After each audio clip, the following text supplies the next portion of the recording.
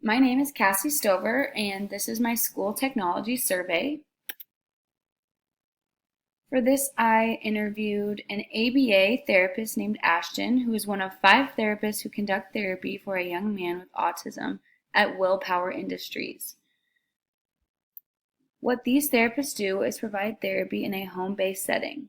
I thought this would be a unique setting to see what technology could be provided by the state and what technology would need to be provided by the parents. The first question I asked is, what technology is provided to the person receiving therapy?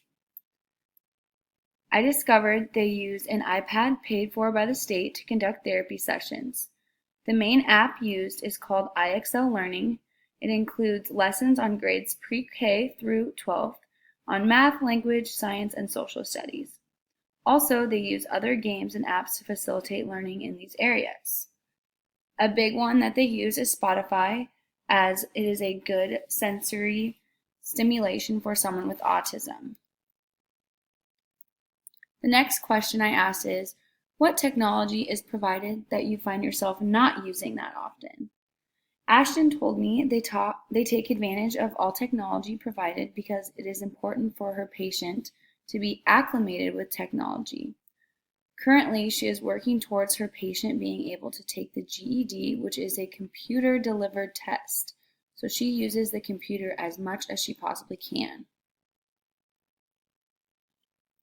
Thirdly, I asked, how do you maintain your own knowledge and keep up with new technology?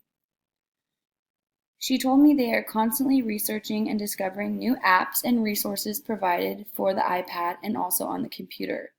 Some are free, such as IXL Learning, but some the parents pay for out of pocket. Before they get new technology to use during therapy, they do extensive research to see if it will be beneficial or not before they acquire such technology.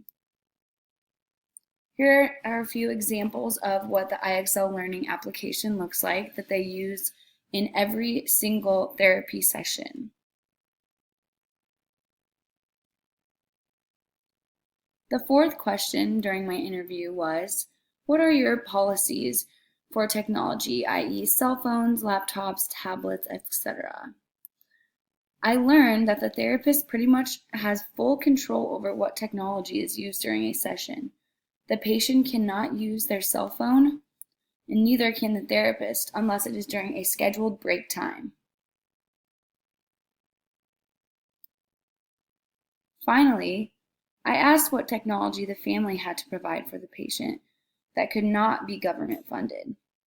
From this question, I found out that the parents of Ashton's patient have provided multiple computers to conduct therapy on, do research, and create programs unique to the patient's needs and goals. Here are 3 of the 6 total computers designated for therapists to use.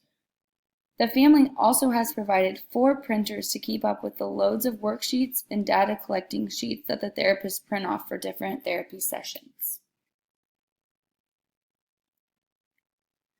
Some suggestions and final thoughts.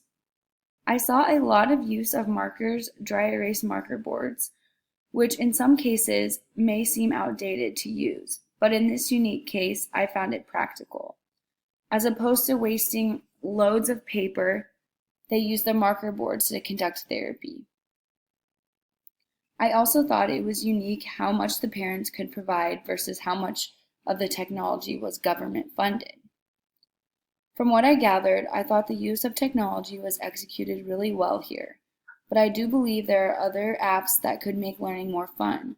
For example, we used Kahoot, ClassFlow, and other hands-on tools in class which I believe will keep a learner more engaged and less passive, which is very important for someone with autism.